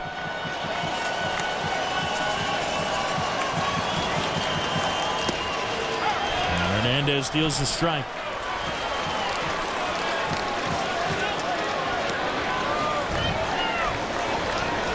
Louis Soho knows the importance of Game 1. So much so he used 2 starters in Game 1 at the Rogers Center, back to back. And now he has started Francisco Rodriguez throwing in the 8th inning. The all-time single-season saves leader, K-Rod. He'll be pitching under the bright lights in New York City this year. And have a pretty good setup guy in front of him. And J.J. Putz saved Game 1 for the USA against Canada in a very tense moment at the Rogers Center. Got Jason Bay to pop up for the final out. Venezuela up 2-1. And Hernandez just missed there. Every time you think that the Netherlands are done, they bounce back. Yep.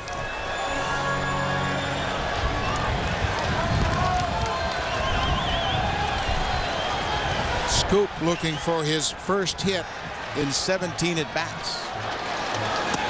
Almost hit him. So here we go, 3-2. A 1-run game here in Miami as we kick off round 2 play. This is Pool 2, Venezuela, the Netherlands, the United States, and Puerto Rico. The 2009 World Baseball Classic, 16 teams playing 39 games over 19 days. We are down to 8 teams, the 4 here in Miami. And then Pool 1 will get started in San Diego. The defending champs, Japan, taking on Cuba. Mexico will go up against South Korea. Runner goes, check swing, roller right side. Lopez bobbles, everybody's safe. Oh, brother. I mean, that thing just was rolling and rolling and rolling.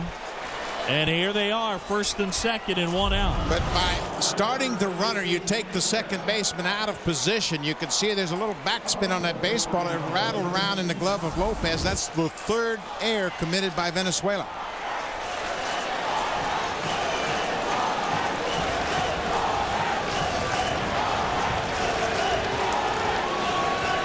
And so now a pitching change. And Yoel Hernandez is done. First and second, 1 out. And a break in the action from Dolphin Stadium as Venezuela leads it 2-1. Back with a new pitcher after this.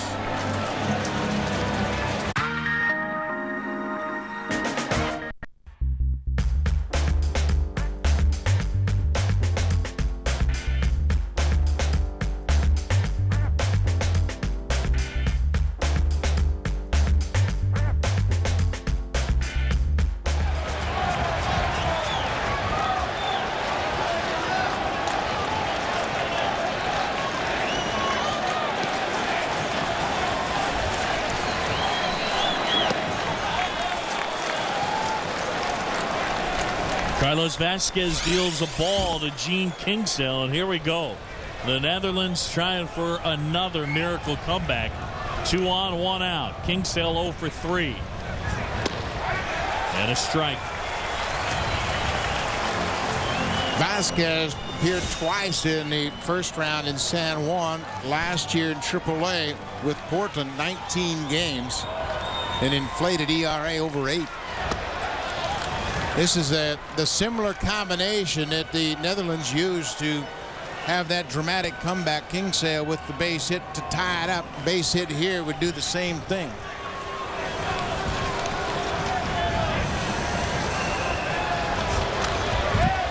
Kingsale gets a piece.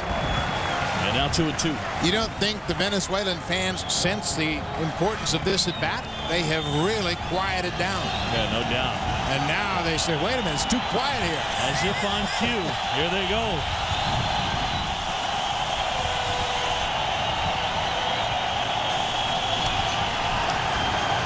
Popped up. Cabrera, foul ground. 2 away.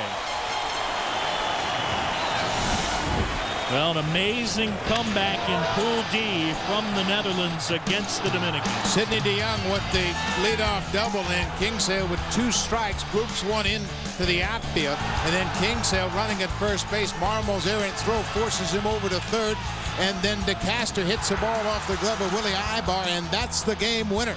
A dramatic 2-1 comeback in the bottom of the 11th inning when they trailed by a run, and it all started with the double by DeYoung. I mean, they got him twice. Amazing stuff. And there is Sidney DeYoung out there at second. DeYoung thought to be the best player in Europe. He's a catcher coming back from an injury. And how about this? K-Rod coming in the 8th.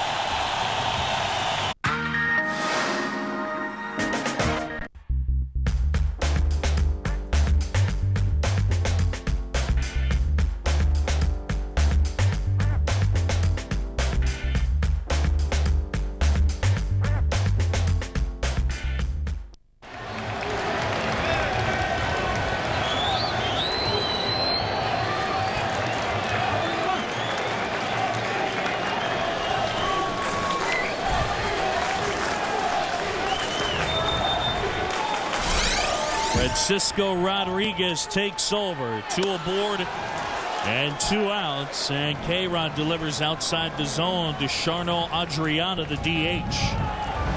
62 saves in 69 attempts. A major league record. And here's the stat. Last season with the Angels, he did not appear in the 8th inning the entire year. Just goes to show you how important this game is to Luis Sojo and Team Venezuela. He'll be asked to get 4 outs. And that one a little bit high. And he's fallen behind Adriana 2-1. Adriana, a very seasoned player, looking forward to his 10th season in the Mexican Summer League.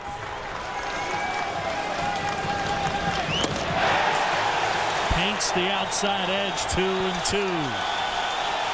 Boy, that's a great fastball right on the corner. Hernandez set up perfectly, and K-Rod delivers. Fans on their feet at Dolphin Stadium. Venezuela leading 2-1.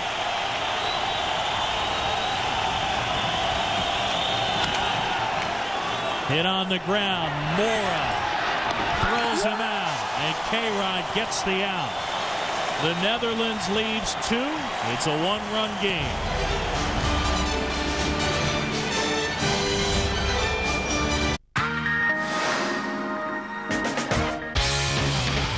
The United States is loaded with major league talent, but will it be enough? The World Baseball Classic on ESPN America. The world is watching.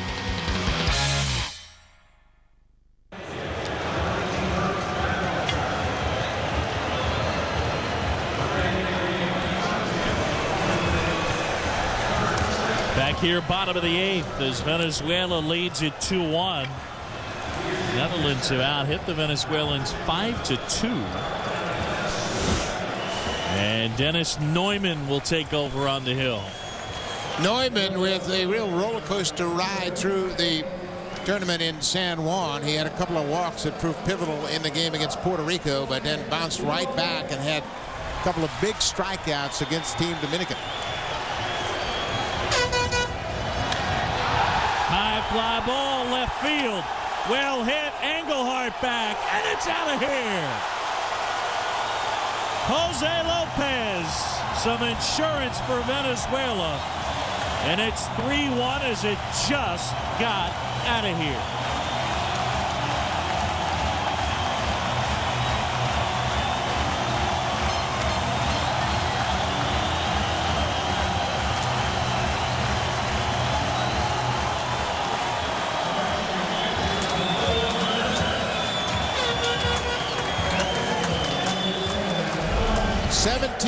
Runs a year ago for the Mariners, and he connects a no-doubter in his mind as he casts the bat aside.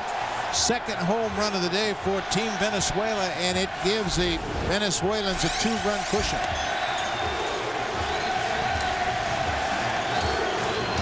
So Jose Lopez, second solo homer. Miguel Cabrera right there enjoying it. He hit the other. Venezuela with that first inning run and 2 home runs. If you think the players think this is an exhibition, the emotions you saw from that dugout will give you an indication it's not the case.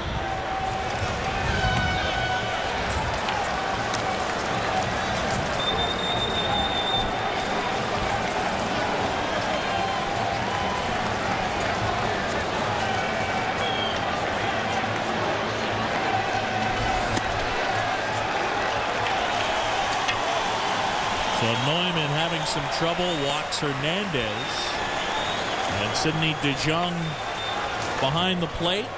Gene Kingsale goes to center, and Dirk Von Kloster takes over in right.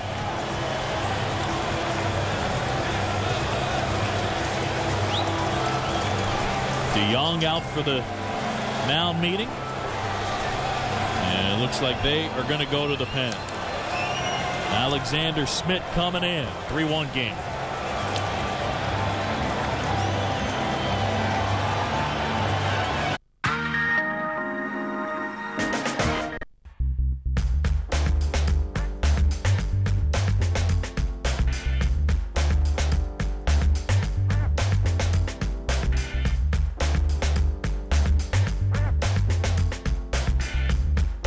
Alexander Smith taking over on the hill.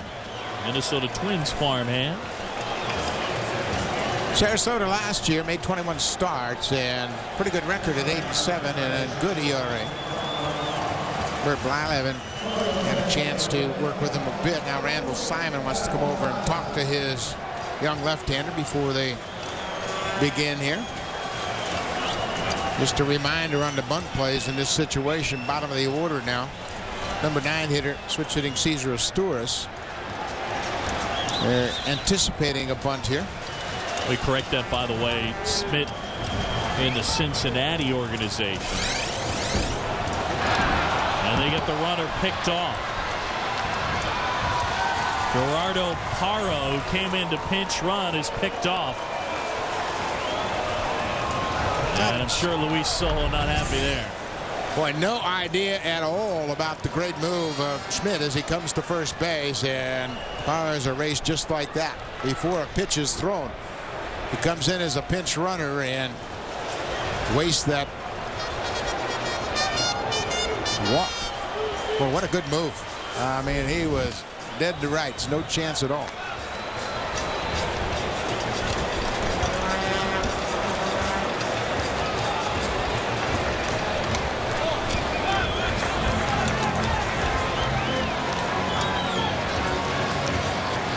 Torres getting the start at shortstop.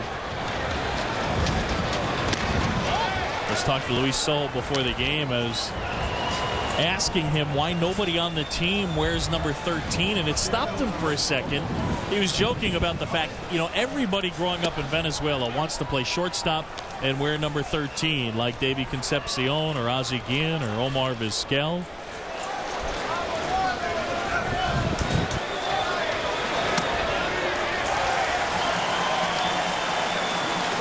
And as Torres takes his base.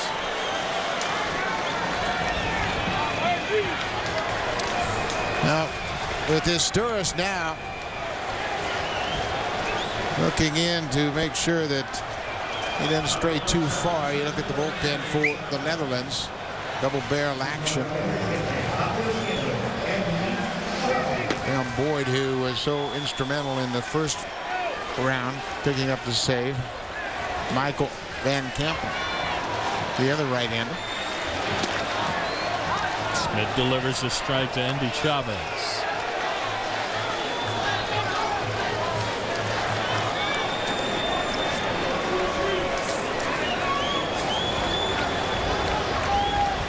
Roy inside the cut of the grass over there at third. See how they play. That one just missed, and it's even up 1-1. Not a lot of offense in this one. 3 runs, 3 hits, 2 errors for Venezuela. A run, 5 hits, and no errors for the Netherlands.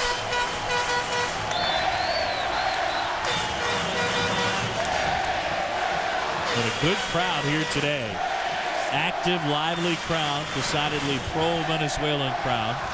And we should have another good one here tonight, the nightcap, USA and Puerto Rico.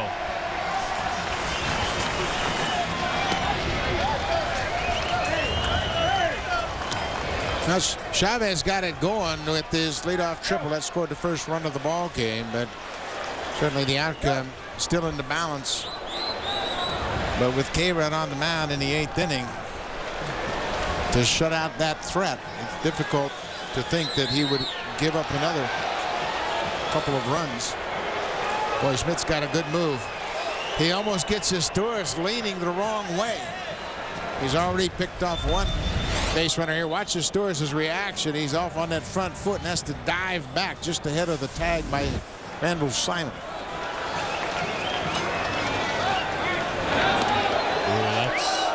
Pretty close to a balk.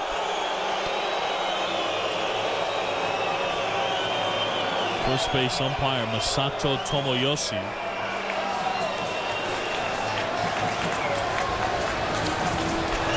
Two balls and a strike on the hitter Andy Chavez. 1 for 3, a triple. That almost hit him. His Torres going, and he'll make it easily. Cesar Torres with 24 steals a year ago. Tough pitch for the catcher to handle. As Torres steals it after getting a pretty good idea about Smith's move to first. Had enough pitches to get a read on it and got a great jump. So now 1 out, man at second.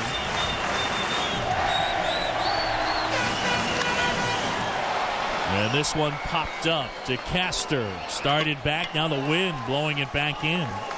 And there's 2 away.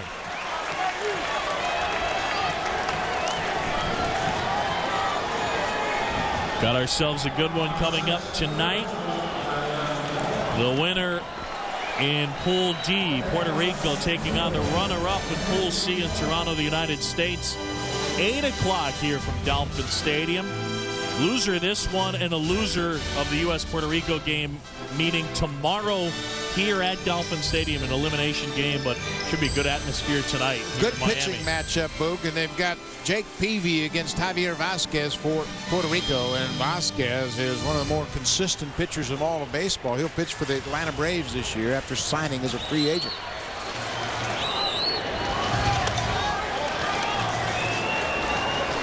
So now Melvin Mora 0 for 3. He's grounded out twice and popped out foul once.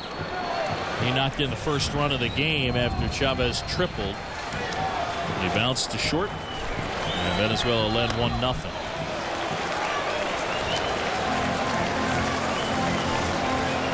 Melvin Moore, who signed professionally with Houston.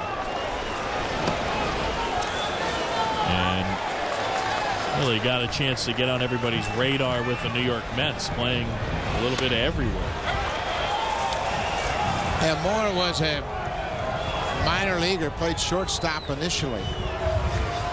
The Mets were about to release him. And the third base coach, Cookie Rojas, at the time went down to work with Edgardo Alfonso and identified Moore and said, you know what, let's take a longer look at this guy. And sure enough, he became quite the big leaguer. A situation where Rojas was just helping Alfonso make the transition in anticipation of the Mets signing Robin Ventura. Rojas saw enough of Melvin Moore play a couple of games in winter ball. They were about ready to release him. He was on an A roster at the time. They took him to spring training. He hit .470 in spring and became a big leaguer.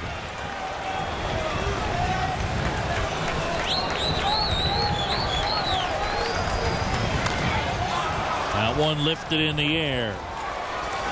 DeCaster. He's got it, and that's the inning.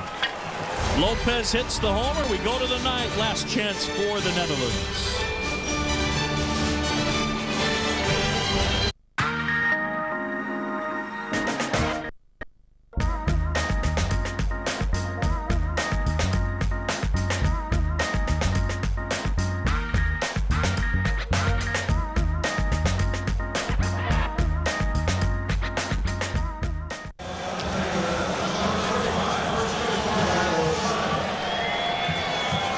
Top 9 Venezuelan trying to close out the Netherlands. It's a 3-1 game.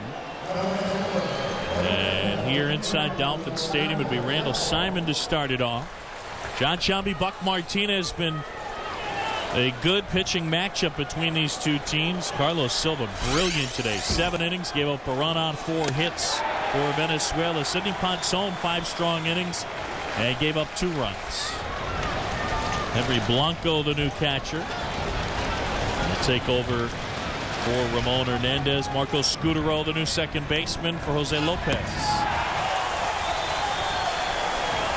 Quickly 0-2 on Randall Simon. Francisco Rodriguez came in to close out the 8th inning, and that's that great changeup that Rodriguez has developed. Very effective against right-handers and left-handers.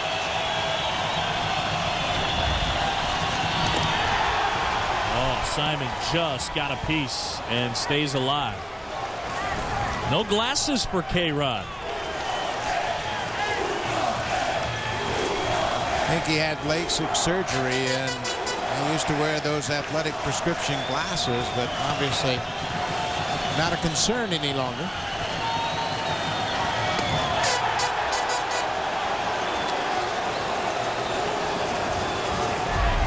Made his debut with the Angels in 2002. Here just misses with that riding 4-seam fastball away from Randall Simon.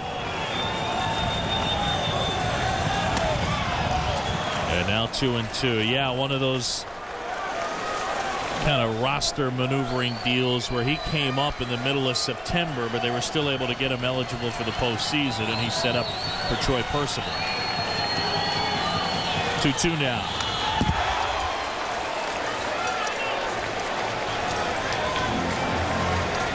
Left Anaheim as a free agent, signed a contract with the Mets. He and J.J. Putz, who will close for Team USA, pretty potent back into the bullpen. Oh, there's that nasty breaking pitch. Struck him out, and there's one away. He's got all the weapons. He's got 2 fastballs, 2 changeups, and a very good breaking ball, and he uses the breaking ball right here. Late break, hard, tight spinning breaking ball that gets Randall Simon first out of the ninth.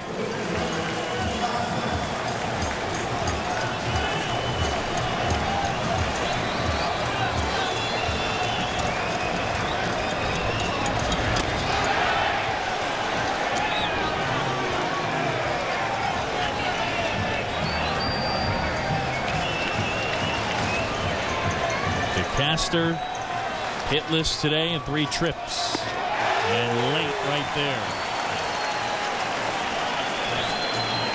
The Netherlands came back against their Cubs slated closer, Carlos Marmol. I don't sense that they're going to do the same against Francisco Rodriguez. Towards the hole and through, you were saying. Just when you think they're done.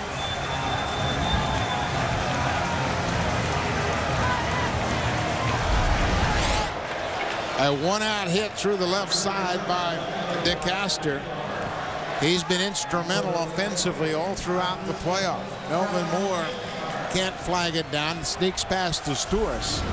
And it's a one-out base hit. Sixth hit of the day for the Netherlands. And now Engelhardt comes up empty there. That changeup has become such an important pitch for Francisco Rodriguez. Everybody knows he's got a lively fastball and a wicked breaking ball. Now you've got a third pitch to worry about. And a pitch he can use against lefties specifically. 0-2 now.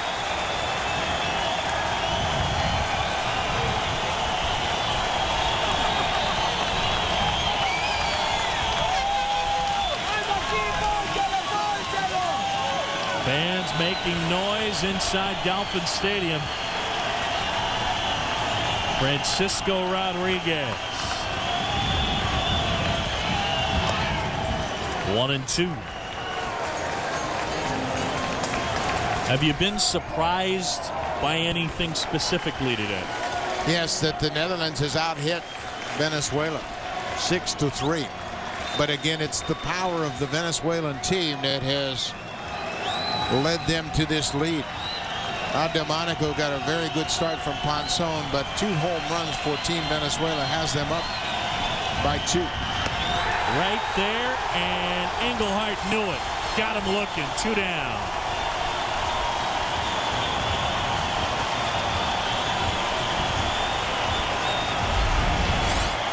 And this is the fastball right on the outside corner. He just dots the eye after throwing breaking balls and changeups. Goes back to his bread and butter, that 4-seam fastball away. So the Netherlands down to their final out.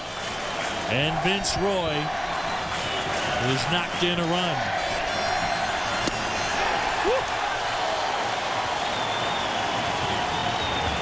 DeCaster at first.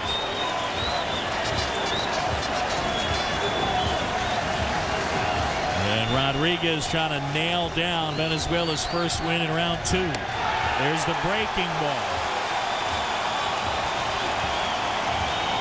I'd say he looks pretty sharp, Buck. Mid-season form in my mind.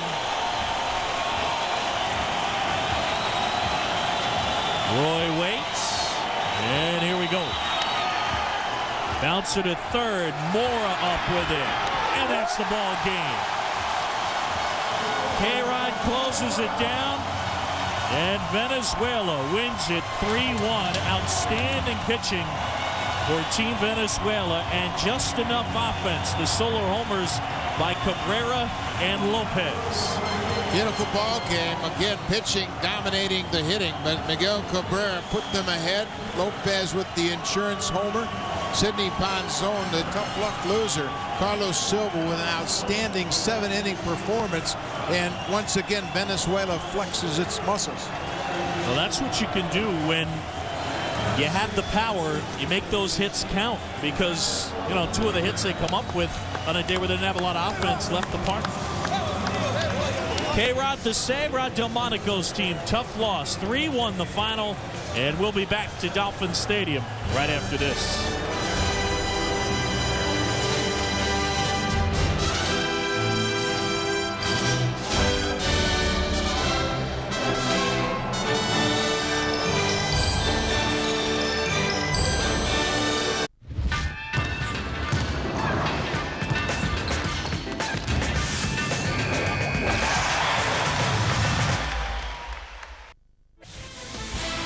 Welcome to Right Guard NBA Fast Break.